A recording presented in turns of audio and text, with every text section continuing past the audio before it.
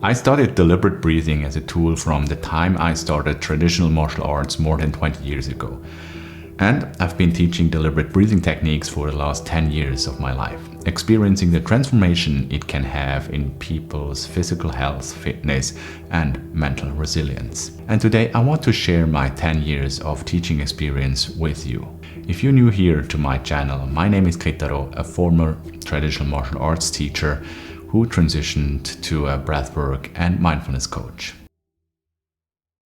Most people just jump right into a breathwork session without a second thought. My first advice is to build a habit of becoming aware of your breathing multiple times per day. This sounds very basic and simple, but hear me out.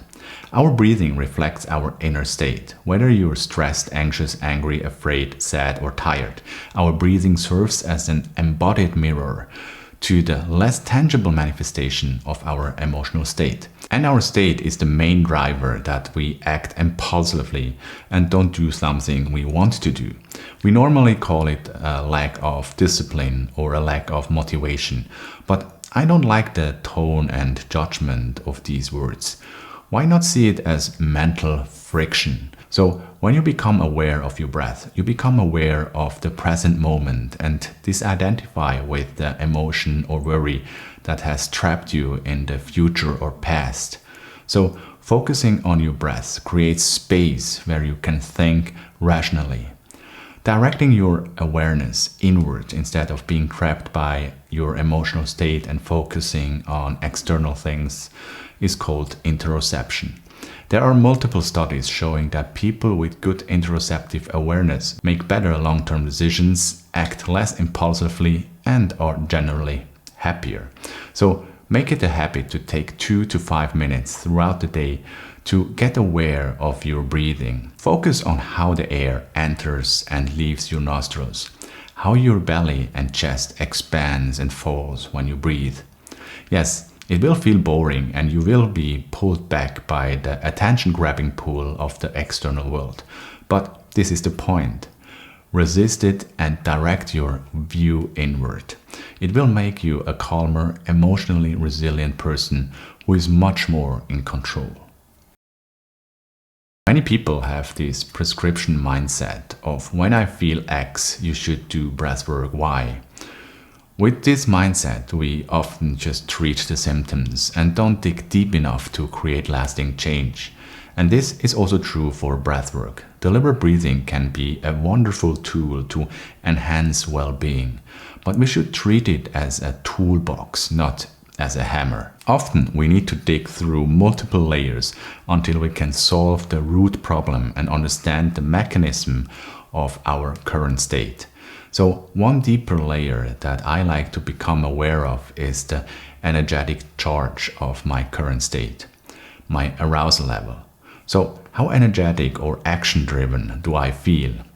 And my arousal level can feel pleasant, neutral, or unpleasant. So underneath every state that we have is a spectrum ranging from high to low energy. So for example, anger has a high energetic level. This high arousal level drives me to action and I act impulsively, saying and doing things that I might regret afterwards. Excitement has a similar arousal level, but unlike anger, it feels pleasant. Yes, it can still lead to impulsive actions when we don't control it. On the other hand, when we have a low energetic state, like feeling exhausted, sad, or depressed, we have trouble doing anything. Just getting out of bed can feel so hard to do. So by viewing my internal world as a reflection of these two layers of happiness and energetic charge, I can disidentify with my current state and become more strategic rather than being controlled by it. As my breathing is directly connected to my autonomic nervous system, which governs the second layer of arousal level, I can influence it deliberately through controlled breathing and therefore control my state. If we focus, for example, on the inhalation, meaning increasing our respiration rate and inhaling more vigorously and exhaling more explosively, we bring our arousal level up. When we focus on slowing our breath down, focusing on long exhalations and calm inhales, we bring our arousal level down and calm ourselves. So this is the foundation of all breathing techniques. If you have a favorite breathwork technique, check if it supports your fundamental goal of calming or energizing yourself. Nowadays, I often almost automatically do calming or energizing breathing in a moment when I need it. I find it usually much more effective than having a breathwork morning session only. Your diaphragm is a muscle, and therefore you can make it stronger and control it better. Instead of just thinking in breathwork techniques to make you feel better, go a level deeper and think of breathing as an art form. Just like many traditional practices like Kung Fu or yoga, breathing is an integral part of the practice itself. If you practice gymnastics, you don't just work on the performance that you show in a tournament. In fact, you spend so many more hours on things no one ever sees. Stuff like strength, flexibility, isolated elements, and integrations that culminate in a short performance. So, if you truly want to master your breath to access deeper states of your consciousness, you need more than just following some breathing pattern. You need to strengthen your diaphragm, learn to control it correctly, and cultivate your awareness. They all play a key role in how effective a breathwork technique will be, and more importantly, they will improve your normal breathing. So the following is a simple routine to increase the strength and control of your diaphragm. Note that this exercise is not designed or supposed to feel good, but to develop and maintain good breathing health. Step 1 is the full diaphragmatic breath. Inhale through your nose and focus on expanding your whole belly like a growing cylinder. When you reach full capacity in your belly area, transition your inhale to your ribcage and chest. Try to expand your ribcage laterally, like opening 2 swinging doors, in contrast to just lifting your chest up. Through the inhale, you should keep your throat area soft. Don't initiate the breath with a sudden contraction of the muscle around your throat. It will feel more dramatic, yes, but you will limit your diaphragm's ability to descend fully.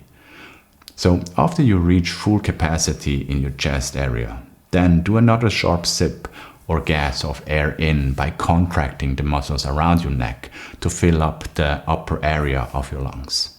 Step 2 is the first breath hold. After you have fully inhaled, hold your breath and brace yourself by pushing your breath downward to your belly, creating this isometric intra-abdominal tension around you.